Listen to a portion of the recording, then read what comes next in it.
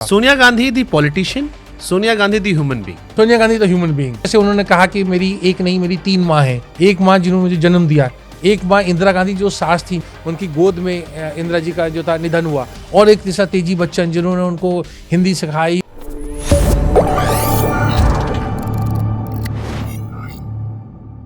सोनिया गांधी दी politician, Sonia Gandhi दी human being. आपको क्या लगता है जब Sonia Gandhi the human being.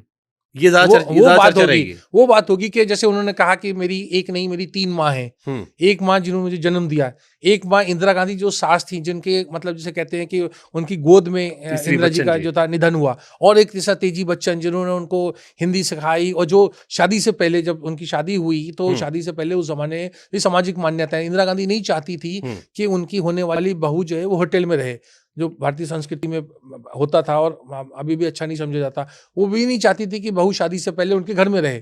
तो कहाँ रही वो? अमिताभ बच्चन के घर में रही, मतलब जो तेजी बच्चन और डॉक्टर हरिवंश राय बच्चन के घर में थे। मेहंदी सेरेमनी वहाँ हुई। तो वो 3 माह का जो उन्होंने धर्मयुग के इंटरव्यू में भी उसका इकरार किया। ये चीजें, तमाम चीजें जो है ना, ये बहुत दिल को छूने वाली चीजें हैं। आपने सोनिया गांधी जी पर किताब क्यों लिखी थी?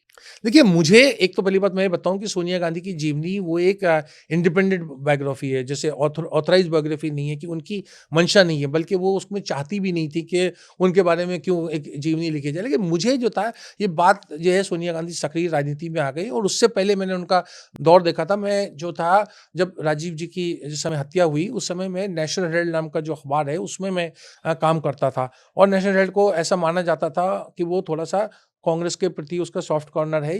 तो मैंने जब ये अमेठी जाती थी राजीव गांधी की निधन के बाद में, और उन्होंने राजीव गांधी फाउंडेशन स्थापित किया, तो मैंने इनको काफी करीब से कामकाज में उस समय देखा था, एक हैसियत पत्रकार के। तो मुझे हमेशा लगता था, बोलती बहुत कम थी तब भी, तो मुझे हमेशा लगता था कि ये सक्रिय राजनीति में नहीं है। पूरा आप जानते हैं कि कांग्रेस वर्किंग कमेटी ने जब राजीव जी का हत्या हुई, निधन हुई, उसके बाद एक पूरा रेजोल्यूशन पास किया। प्रणब मुखर्जी और गुलाम नबी आजाद वो रेजोल्यूशन लेकर के गए।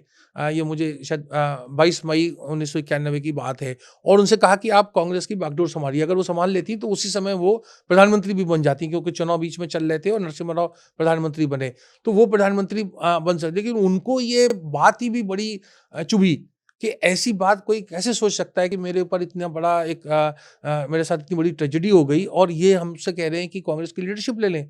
तो उन्होंने कांग्रेस की लीडरशिप नहीं ली, और उसके बाद पूरा आप जानते हैं 98 में, और उसमें 98 ये में 92 की बात बता रहे हैं आप? ये मैं 91 की बात कर रहा हूँ। 91 की? 91 की, मतलब जब राजीव जी की अंत्येष्टि भी नहीं हुई थी। मतलब आप ये कह रहे हैं कि सोनिया जी को 2 बार प्रधानमंत्री बनने का अवसर था? जी हाँ, जी हाँ। 2 बार, मतलब वो तो आप अगर वैसे गिनेंगे तो 1000 बार, क्योंकि कांग्रेस जन जा जाके कहते थे कि आप नरसिम्हा राव को हटा दीजिए और आप बन जाइए। वो पूरे नरसिम्हा राव के समय भी रस्साकशी हुई पूरी। लेकिन मेरा कहने का मतलब ये है कि वो बहुत उनमें एक क्लैरिटी थी, और जो आज ये सब चीज़ें सुनने में और कहने में अजीब लगता है, लेकिन क्योंकि मैं वैसे पत्रकार ये बात कह रहा हूँ ज़िम्मेदारी से, कि कांग्रेस जन ने ही उनसे कहा कि आप आइए और कांग्रेस की बागडोर संभालिए। जब सीताराम केसरी कांग्रेस के अध्यक्ष बने, और बड़ी संख्या में उस समय भी कांग्रेस के पार्टी छोड़ के लोग भाजपा में जाने लगे, तो ये सारी की सारी उसकी पृष्ठभूमि है। मैं तो आपसे उसकी बात कर रहा था कि जो सोनिया गांधी को राजीव गांधी की हत्या के बाद में उनको कांग्रेस जन ने कहा कि वो अपनी पार्टी की बागडोर संभाले, लेकिन उन्हें मना कर दिया।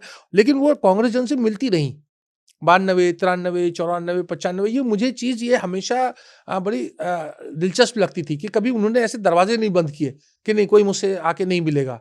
दूसरी एक बात, जब भी मैं वही पत्रकार पूछता था, वो 24 अकबर रोड आती थी, और मैं उनसे पूछता था कि कभी किसी के आपके बच्चे जो है वो राजनीति ज्वाइन करें, वो प्रियंका को लेकर लोगों की रुचि होती है। राहुल गांधी के बारे में लोग सवाल भी नहीं पूछते थे। हमेशा सोनिया गांधी का जवाब था कि it is up to my children Rahul Gandhi and Priyanka Gandhi to decide whether they want to join politics. अब मैं देखता हूं कि ये 96, 97, 98 और उसके बाद में भी ये एक बात ये क्यों कहती रही कि it is up to Rahul Gandhi, जबकि राहुल गांधी का नाम नहीं लोग लेते थे।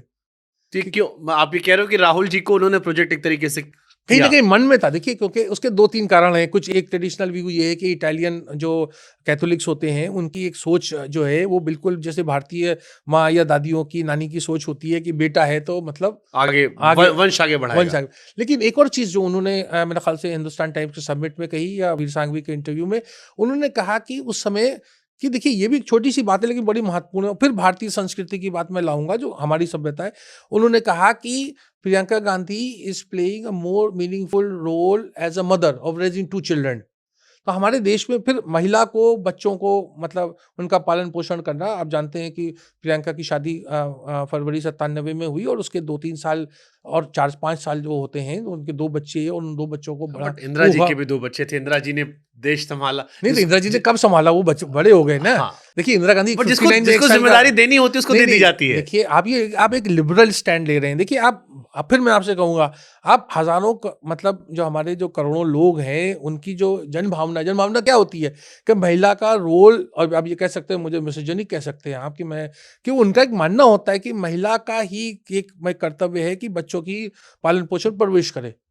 तो ये कॉन्सेप्ट ये सोनिया गांधी के बिल्कुल मन में था। अब आप उसे कह सकते हैं कि ये एक, और इसीलिए उन्होंने वो प्रियंका गांधी को उनको लगता था कि प्रियंका गांधी का वो उनका दायित्व जो है, उनकी जिम्मेदारी सबसे बड़ी ये है कि वो अपने 2 जो उनके बच्चे हैं उनको पढ़ा लिखा के पाल पोस के बड़ा करे।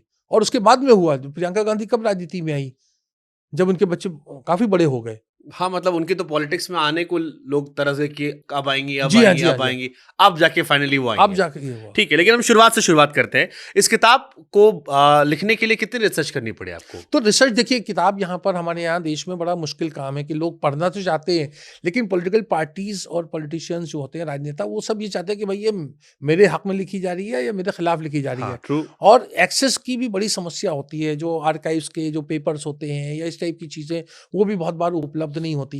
दूसरी बात, मैं इतिहासकार नहीं हूँ, और जो मेरा, आपने मेरी शुरुआत में मेरी तारीफ भी करी, लेकिन मैं आपसे उससे भी कहना चाहता, देखिए मैं कांग्रेस की इतिहास नहीं लिखा है, मैंने कांग्रेस की कहानी लिखी है कि there is always a history of Congress, there is a story story of of Congress. So I have written story of Congress, story of Sonia Gandhi, story of Scindia, story of former prime ministers, इस तरह से। तो I am a story teller. तो story में लेकिन fact का बड़ा ध्यान रखना पड़ता है, और वहीं के ऊपर जो आपने कहा, तो ये बड़ा मुश्किल होता है एक प्रैक्टिसिंग जर्नलिस्ट के लिए कि वो जो है वो किताब लिखे, हुँ। क्योंकि किताब में आप तारीफ में नहीं लिखते, किताब में तो आपकी पाठक से दोस्ती होती है, आप पाठक के लिए लिखते हैं। लेकिन राजनेता की बात जो होती है, और मैं सबकी बारे में कहूँगा, हर आदमी में खूबियाँ और खामियाँ होती हैं, क्योंकि हम इंसान हाड़ मांस के पुतले हैं, लेकिन प्रोजेक्शन क्या होता है कि वो महापुरुष। तो इसलिए एक बड़ा चैलेंजिंग काम भी होता है लिविंग पॉलिटिशियंस के बारे में। इसलिए आज भी आप देखें, हम पीछे तो जवाहरलाल नेहरू और अंबेडकर और सावरकर और सबके बारे में बीसों किताबें मिल जाएंगी, लेकिन अगर आप अभी दाएं बाएं देखेंगे पॉलिटिशियंस के बारे में, तो अच्छी बायोग्राफीज जो है बहुत कम होती है। पाप जल्दी माथे चढ़ता है, पुण्य देर से। जी जाने जी। के बाद लोग याद रखते हैं। इनकी लव स्टोरी का सर यही सच कहानी है कि ग्रीक रेस्टोरेंट में लोग बैठे थे, राजीव जी को दिखाई पड़ी सोनिया जी, और वहीं से इश्क हो गया, और काफ़ी पैसे दिए थे रेस्टोरेंट वाले को उन्होंने? जी, वो कहानी का अलग-अलग भाव से लोगों ने प्रस्तुत किया, क्योंकि मैं कैम्ब्रिज में जाके मैंने, और वो रेस्टोरेंट वर्सिटी रेस्टोरेंट वहाँ अभी गए, भी है, उसी रेस्टोरेंट में गए थे उसी आप? रेस्टोरेंट में मैं गया वहाँ पर, और वहाँ पे तो मुझे एक वो चार्ल्स नाम का जो वेटर, जो जिसने इन दोनों को मतलब मिलवाया, जो वो जो था, एक्स्ट्रा पैसे दिए थे कि एक्स्ट्रा साथ पैसे में दो, बिठा दो। साथ में बिठा दे। नहीं, वो असल में क्या हुआ कि आप देखिए, छोटा सा रेस्टोरेंट है, वर्सिटी रेस्टोरेंट, और उसमें ऐसे ऐसी घुमावदार सीढ़ियाँ हैं। तो सोनिया गांधी पहले से बैठी थी, राजीव गांधी आ रहे थे, और उन्होंने सोनिया गांधी को देखा, और सोनिया गांधी ने भी उनको देखा। तो वो जिसे कहते हैं ना, एक फिल्मी चीज होती है कि लव एट फर्स्ट साइट, हाँ। ये हो गया। फिर राजीव गांधी अपने दोस्तों के साथ में बैठे थे, सोनिया गांधी अलग बैठी थी। फिर उन्होंने एक ये जो नैपकिन के ऊपर कुछ लिख के उनको भेजा, और उससे उन लोगों का मतलब मिलना जुलना शुरू हुआ। लेकिन वो कहानी वही वर्सिटी रेस्टोरेंट से, वर्जन अलग अलग है। कुछ दोस्त उन लोगों से भी मैं मिला जो राजीव गांधी के कैम्ब्रिज में दोस्त थे, तो वर्जन में 19-20 का फर्क आता है। क्या-क्या अलग अंतर है? कुछ लोग कहते हैं कि मतलब राजीव जी ने मतलब वाइन की बोतल भेजी थी, और कुछ लोगों ने उसका खंडन किया कि नहीं, वाइन वगैरह की कोई ऐसी बात बट नहीं वहाँ थी। तो ये चीज़ नॉर्मल है ना? नहीं, नॉर्मल के अलावा भी जो है राजीव गांधी जो मैंने जो अध्ययन किया है, वो मतलब एक स्वेच्छा से टीटोटलर रहे, तो वो कोई मदिरा का सेवन वो नहीं करते थे। तो इसलिए जो आदमी मदिरा का सेवन नहीं करता है, वो कुछ इस तरह की चीजें नहीं करेगा। हाँ, उन्होंने एक पोएम जरूर नैपकिन पे कुछ लिख के भिजवा दिया पोएम था। लिखी थी, मतलब कविता।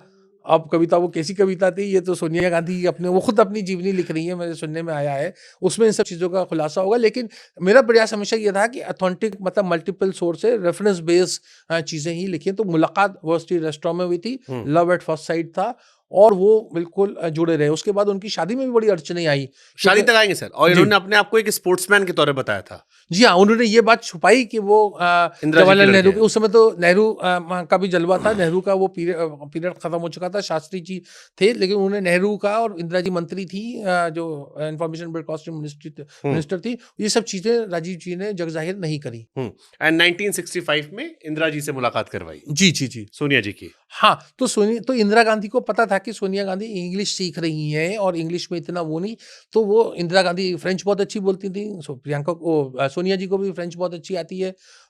तो कई रशियन बहुत अच्छी बोल लेती हैं, रशियंस का भी मैंने लिखा आई है हर्ड कि 7 या 8 भाषा शायद जी हाँ, जी हाँ, उनको सोनिया बहुत जी को भाषा आती से है। उनको बड़ा और हिंदी भी बहुत अच्छी उन्होंने सीख ली। हाँ। रत्नाकर पांडे जी कहते थे उन्होंने सिखाई, लेकिन सोनिया गांधी का कहना था कि उन्होंने तेजी बच्चन से सीखी और एक ग्रीन पार्क में यहाँ के ऊपर एक हिंदी का इंस्टीट्यूट था, वहाँ भी जाती थी।